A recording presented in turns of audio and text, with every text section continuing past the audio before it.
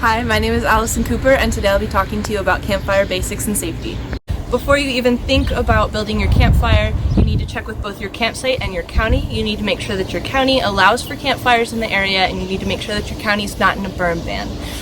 Even if your county isn't in a burn ban and your campsite does allow fires, you need to survey the surroundings. You need to make sure that there aren't any hazardous waste materials around you that need to not catch on fire. You need to make sure that it's not too windy in the area, that your campfire won't spread because of the wind, and you need to make sure that there isn't anything that could spread a fire near your campfire. You need to make sure there aren't any low-hanging branches, and you need to check for bushes, anything that could spread a fire. First, what you're going to want to do is collect your firewood. There are 3 types of firewood that you're looking for. The first is right here. This is tinder. Tinder is kind of used to start your fire, to get a little flame going. All of your tinder needs to be very dry.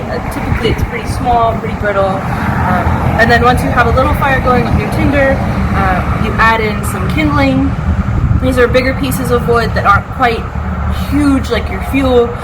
They help fuel your fire a little bit, get it a little bit bigger so that it starts burning your fuel wood.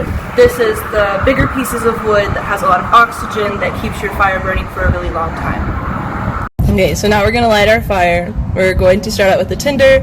We're going to just come in here and light it. Maybe blow on it, get some oxygen flowing through. A large issue with, honestly, the fire that's happening now is that there's no airflow through it, or too much airflow, and that ends up smothering the fire or blowing the fire out, which is not what we want. So this is our fire. We've got it stoked, we've got it caught. Something that I wanted to mention is that right now we have a barbecue pit. You won't always have a barbecue pit for your campfire. You're going to want to make sure that at all times your fire is contained in something. You want to make sure that there's a good ring of dirt around.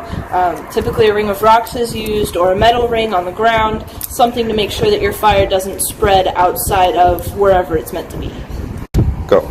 Okay, so now that we've enjoyed our fire, we're going to put out the fire. You need to make sure that your fire is thoroughly put out. Where there is smoke, there is flame. You need to make sure that there is nothing coming off of your fire once you're done. A lot of the times what you can do is you want to take the fuel, remove it. You want to remove the fuel. You want to make sure that all of this fire is put out. And then if you are in a campground and you have dirt around in your area, you're going to want to smother it with dirt even. Just make sure that everything is put out. Go. So now we have our fire out, we have it all spread out, we're waiting for it to die down to make sure that there's no more smoke before we leave, and then we have made and enjoyed a fire safely. I hope you enjoyed the video and stay safe out there.